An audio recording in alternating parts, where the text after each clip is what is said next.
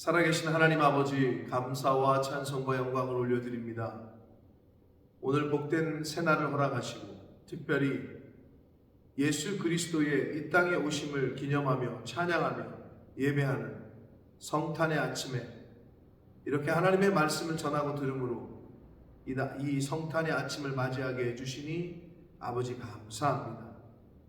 아버지, 예수 그리스도께서 이 땅에 오신 그 이유와 그 의의를 잘 가슴에 새기고 하나님께서 예수 그리스도를 이 땅에 보내신 그 하나님의 열심과 그 구원의 은혜를 다시 한번 깨닫고 가슴에 새기며 사는 오늘 한날이 되도록 주님 은혜 내려 주옵소서. 이 시간 성령 하나님 말씀하여 주옵소서. 저희가 듣겠습니다. 예수 그리스도 이름으로 축복하며 기도드리옵나이다. 아멘. 12월 25일 성탄절 아침 새벽예배 본문의 말씀은 누가복음 2장 1절로 14절까지 말씀을 통해서 함께 은혜를 나누도록 하겠습니다. 신약성경 누가복음 2장 1절로 14절까지 말씀입니다. 자, 오늘 이 누가복음 2장의 말씀은 이제 예수 그리스도께서 이 땅에 나신, 이 땅에 오신 것을 잘 기록을 하고 그 과정을 잘 보여줍니다. 그리고 이 땅에 오시고 나서 그 하나님의 천사들이 그 예수 그리스도의 나심을 목자들에게 알려줍니다. 그러니까 왕이나 고위 무슨 돈 많은 사람이나 왕이 아니고 힘 있는 권세자들이 아니라 들판에서 밤에 그냥 양치기들, 양을 돌보고 보호하던 그런 목자들에게 천사가 나타나서 알려준단 말이에요. 굉장히 의미가 있죠. 메시아 구원자의 나심을 하나님께서는 천사를 통해서 목자들에게 먼저 알려주셨다. 이것이 굉장히 주시는 계시성이 있습니다. 예수 그리스도의 이 땅에 오심은 굉장히 낮은 자리에 굉장히 힘없고 연약한 자들을 위해서 이 땅에 오셨다는 것을 이 오늘 말씀을 통해서도 알 수가 있는데, 자, 2장 1절로 14절까지 한 절씩 읽어가면서 본문을 중심으로 해서 주시는 교훈을 이 성탄절 아침에 함께 받도록 하겠습니다. 자, 1절입니다. 그때 가이사 아구스도가 영을 내려 천하로 다 호적하라 하였으니, 한마디로 인구조사 같은 거 명령을 내립니다. 그래서 다 본인의 고향에 가서 레지스터 하라는 거예요.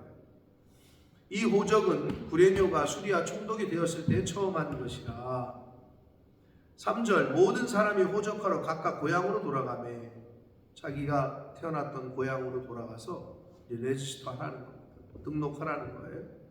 요셉도 다윗의 집 족속이므로 갈릴리 나사렛 동네에서 유대를 향하여 베들레헴이라 하는 다윗의 동네로 그 약혼한 마리아와 함께 호적하러 올라가니 마리아가 이미 잉태하였다.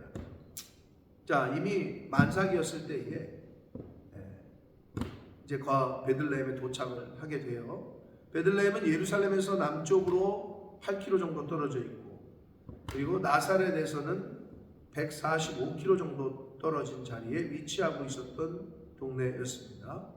그곳에 만삭이었던, 임신했던 자신의 아내를 데리고 이제 가요.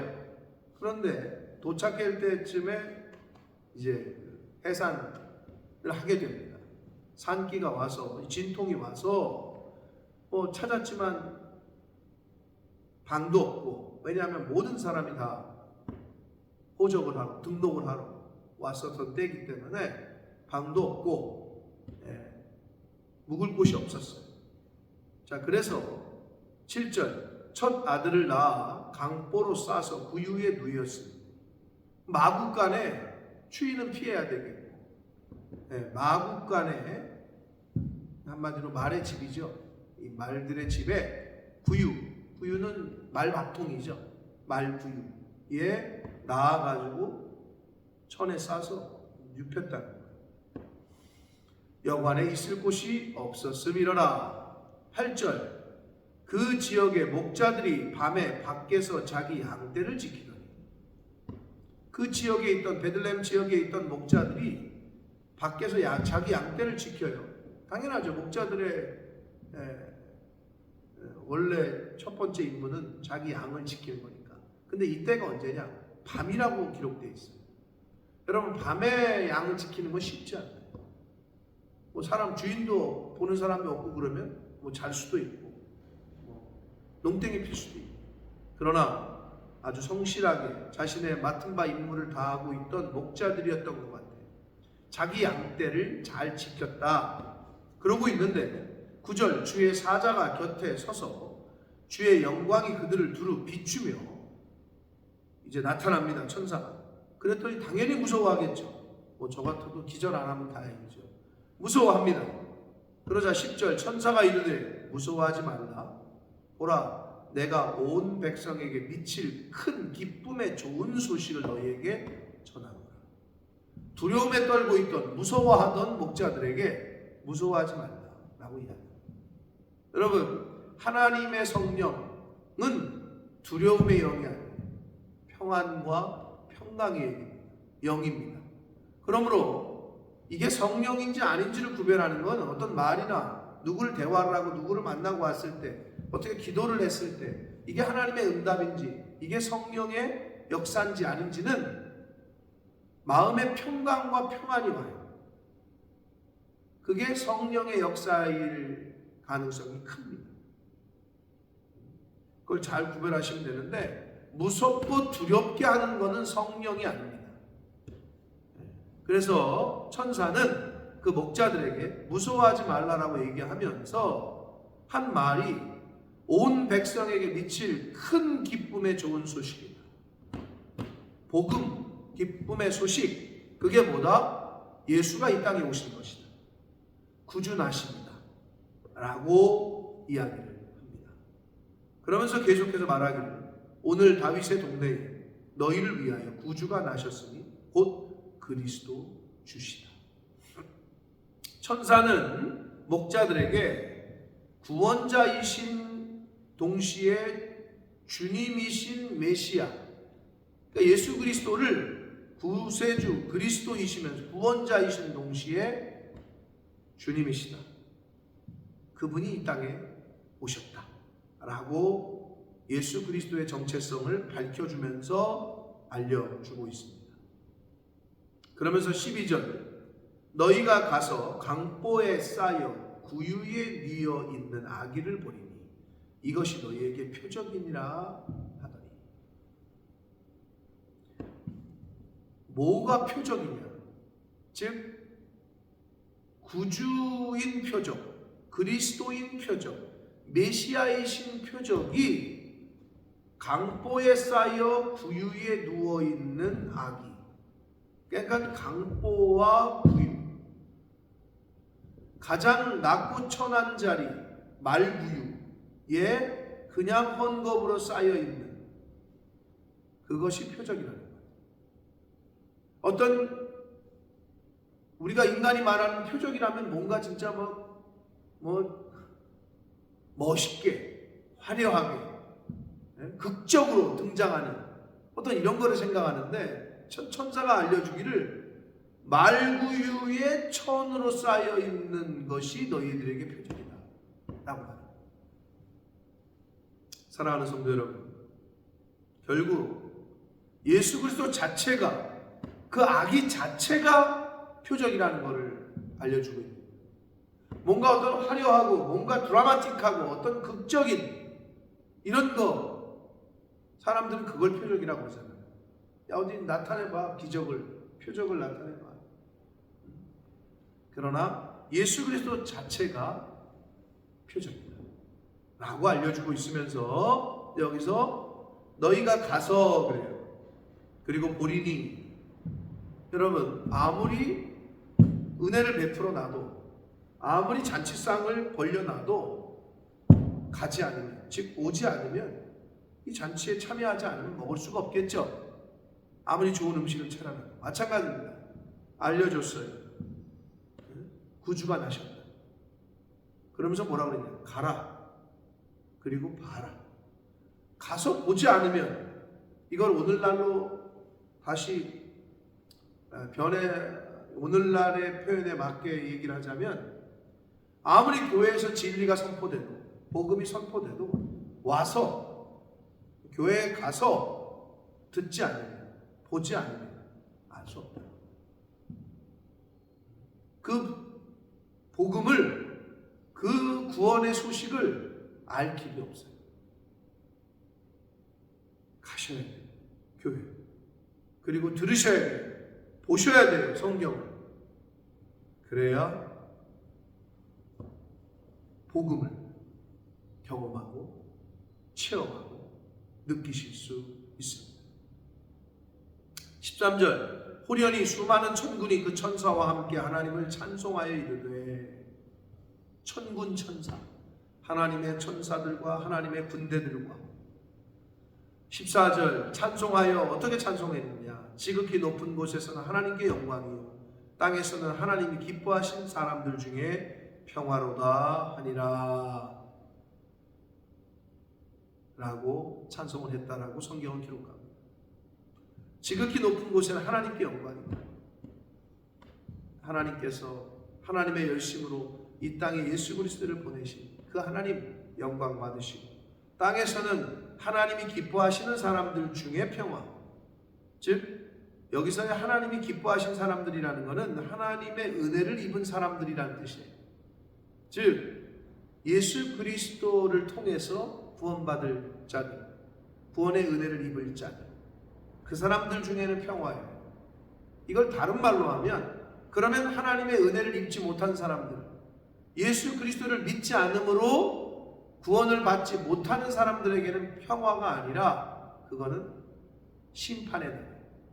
결국 예수 그리스도의 십자가는 믿고 영접한 사람들에게는 구원의 은혜가 있지만, 믿지 않고 영접하지 않은 사람들은 심판의 의미로 다가가는 것이 십자가입니다. 그렇다면 예수 그리스도의 나심도 마찬가지죠. 하나님의 은혜를 입은 자, 하나님이 기뻐하시는 자들에게는 평화고, 그렇지 않은 사람들에게는 심판의 시작이 되는 의미가 바로 성탄의 의미가 되겠습니다. 사랑하는 성도 여러분, 토요일날 말씀을 우리가 들은 대로 이사야의 말씀에 예수 그리스도께서 이 땅에 오신 건 만군의 여호와의 열심히 이루신 것이다라고 말씀을 했습니다. 오늘 이 성탄의 아침에 하나님께서 왜 예수 그리스도를 이 땅에 보내셨고, 왜 예수 그리스도께서 친히 인카네이션, 성육신 하셨느냐? 우리와 함께 하시기 위해서. 하나님은 우리와 함께 하시고 싶으셨어요. 아버지가 자식들과 함께 하기를 원하듯이 하나님 아버지는 우리와 함께 하기를 원하셨어요. 근데 죄 없으신 하나님이 죄 있는 인간들과 함께 하실 수가 없었어요. 그래서 하나님은 그 문제, 죄의 문제를 해결하기 위해서 예수 그리스도를 친히 이 땅에 보내셨어요. 그래서 그 죄의 문제를 해결하시기 위해서 보내셨다는 거예요. 그 의미가 바로 이 성탄의 의미입니다. 2023년 성탄절을 맞이하는 오늘, 이 하나님의 은혜, 하나님의 그 열심, 우리를 향하신 하나님의 그 사랑, 그 사랑이 육신을 입고 이 땅에 오신 예수 그리스도를 통해서 보여졌고 완성됐습니다. 사랑하는 성도 여러분, 여러분에게는 성탄절이 어떤 의미입니까? 크리스마스가 어떤 의미로 다가오십니까? 세상 사람들은 휴가, 홀리데이, 놀러 가는 날, 이벤트 하는 날. 세상 사람들에게는 그런 의미일지 몰라요. 하나님의 은혜를 입은 자, 하나님 기뻐하시는 자인 저와 여러분들에게는 이 성탄의 의미가 어떠한 것인가를 말씀을 통해서 우리가 이미 알았고, 또는 오늘 또 들었으니 이 성탄절에 이 땅에 보내신 하나님, 그 구원을 우리에게 베풀어 주신, 은혜를 베풀어 주신 하나님을 찬양하고, 육신의 몸을 입고 이 땅에 오셔서 십자가를 지시기 위해서 오신 그 예수 그리스도를 찬양하고 경배하고 예배하는 그런 오늘 한날이 되시기를 축복합니다. 그 하나님 아버지의 사랑, 그 예수 그리스도의 은혜, 성탄의 의미를 하나님이 부르시는 그날까지 늘 가슴에 새기고 그 은혜에 감사하며 하나님이 허락하시는 날들을 살아가는 저와 여러분이 되시기를 예수 그리스도 이름으로 축복합니다. 기도하겠습니다. 살아계신 하나님 아버지, 감사와 찬송과 영광을 올려드립니다. 복된 성탄의 아침을 저희들에게 허락해 주셔서 예수 그리스도께서 이 땅에 오신 그 의미, 하나님 아버지께서 예수 그리스도를 이 땅에 보내신 그 의미와 그 뜻을 오늘 말씀을 통해 다시 한번 깨닫게 하시니 주님 감사합니다. 이 성탄의 아침에 하나님께 은혜를 입은 자, 하나님께 기뻐하심을 입은 자, 그들에게는 평화가 있을 것이다 라고 말씀하십니다. 평강의 왕으로 오신 예수 그리스도, 죄인들을 구원하기 위해서 오신 예수 그리스도, 이 성탄의 의미를 바로 깨닫는 오늘 한 날이 되게 하시고 하나님이 부르시는 그날까지 예수 그리스도의 이 땅에 오심을, 그 하나님의 사랑을, 그 예수 그리스도의 그 은혜를 가슴에 깊이 새기며 감사하며 기뻐하며 주 안에서 평안을 누리며 그렇게 한날 한날을 살아가는 저희들 모두가 되도록 주여 은혜 내려 주옵소서. 예수 그리스도 이름으로 축복하며 기도합니다.